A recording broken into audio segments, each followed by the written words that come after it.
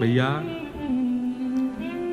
संसार में चाहे आप कितनी भी उपलब्धियों को प्राप्त कर लो, कितनी भी श्रेष्ठताओं को प्राप्त कर लो, और अब मैं कह सकता हूं कितनी भी कथाएं प्रवचन कर लो, ये संसार आपका कभी ना था, ना होगा, ना हो सकता है। लाल जी हमेशा आपके थे, हमेशा आपके हैं, हमेशा आपके रहेंगे।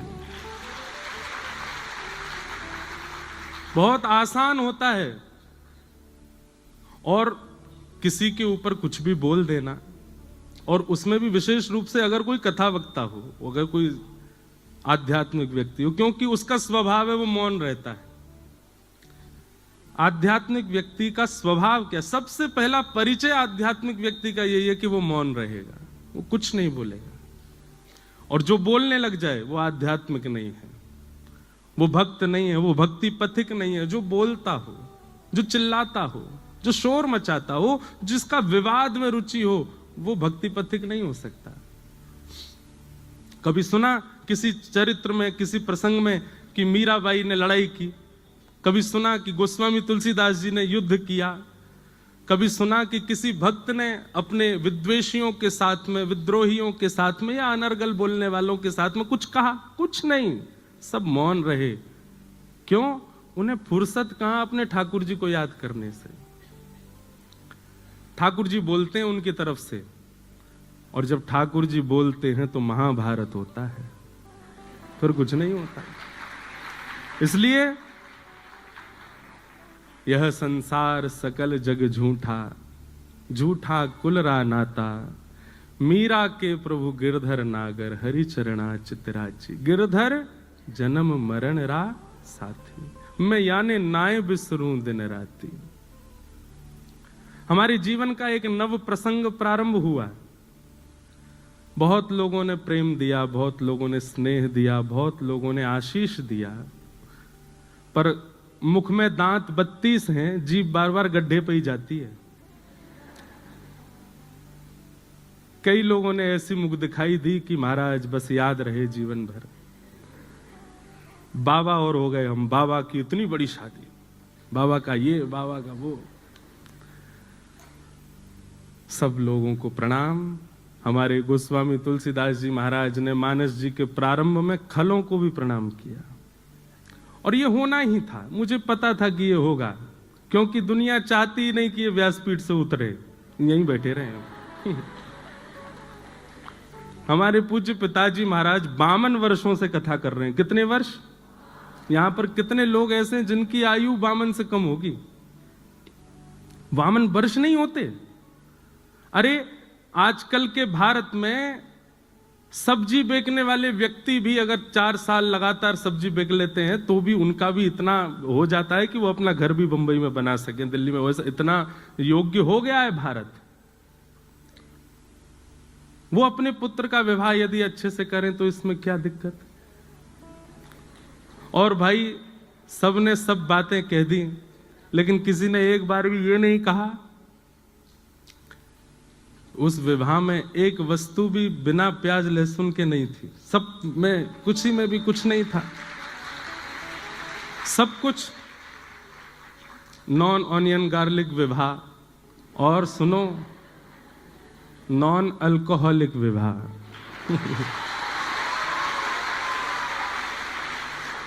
मुझे बहुत लोग बोले ये बोलना, वो बोलना, ये मत बोलना, ये। मैंने कि मैं कुछ नहीं, कथा करने जा रहा हूं। भट्टी जी ने मुझको आमंत्रित किया है, पर ठीक है, बोलना तभी चाहिए जब साथ में कोई खड़ा हो।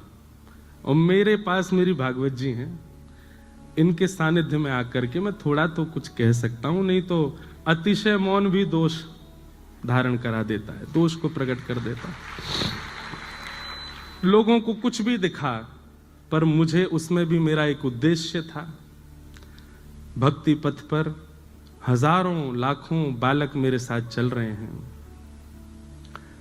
सबको लेकर के मैं चल रहा हूं। हमारे लाल जी को प्राप्त करने के लिए सबकी आवश्यकता है, माँ पिता बंधु बांधव, और एक गृहस्थी को जिस नव पड़ाव की आवश्यकता थी वह भी हुआ। परंतु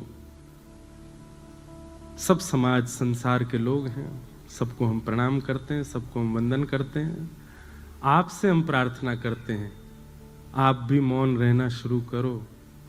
भैया, जीवन के 4 ही दिन बचे हैं, बहुत लंबा समय नहीं है हमारे पास में। एक दूसरे को पकड़ के नीचे गिराना, ये करना वो करना, उसकी निंदा स्तुति करने में समय निकल जाएगा। भगवत प्राप्ति कब करोगे फिर? अगर उसी बीच में प्राण निकल गए तो ठाकुर जी की प्राप्ति कैसे होगी? इसलिए सब विषय विकारों को छोड़ो, ठाकुर जी की सेवा में लगो, ठाकुर जी की सेवा भाव से करो। हमारा उद्देश्य, मैं तो पहले ही कहा है हमेशा, कि आप एक चूक करके तो देखो, चूक नहीं भी करो तो भी लोग आपको पकड़ेंगे। ये संसार का नियम है, स्वभाव है, स्वरूप है। और उसमें भी आध्यात्मिक व्यक्ति पर तो कीचड़ उछालना सबसे आसान होता है, क्योंकि उसका स्वभाव मौन होता है। इसलिए मौन रहिए, अपना हरिनाम कीजिए, भजन कीजिए, तैयार रहिए। जब व्यास जी नहीं बचे तो हम तो श्रोता हैं, हमको भी पकड़ा जा सकता है। तो इसलिए बस ठाकुर जी की नजरों में राजी रहो, बाकी संसार की नजरों में तो कभी राजी आप हो ही नहीं सकते, कभी आप अच्छे हो ही नहीं सकते। खूब प्रसन्नता से मुंबई कथा में महाराष्ट्र के भक्तों के चरित्र हम लोग सुनेंगे, भागवत की कथा होगी, और इतना आनंद लेना है, इतना आनंद करना है कि सभागृह की जो ये मंजिला है, एक तो बहुत सुंदर, मैं तो देख के ही आश्चर्यचकित हो गया। श्रोता सिर पे बैठे हैं व्यास जी के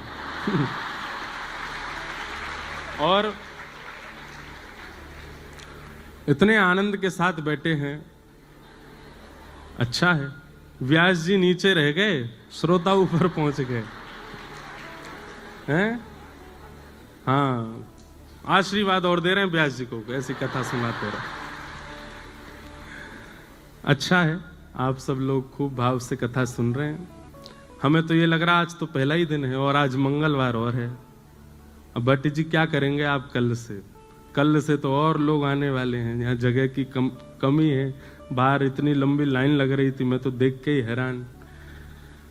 लेकिन अच्छा है, 7 दिन वो आनंद करना है जो इस साल में नहीं हुआ होगा, और वो मुंबई में करना है। हम वापस अपनी राह पर, जैसे कोई व्यक्ति अपने मार्ग पर चलता है, थोड़ी देर के लिए स्टॉपेज लेता है, चाय नाश्ता करके वापस गाड़ी में बैठ जाता है।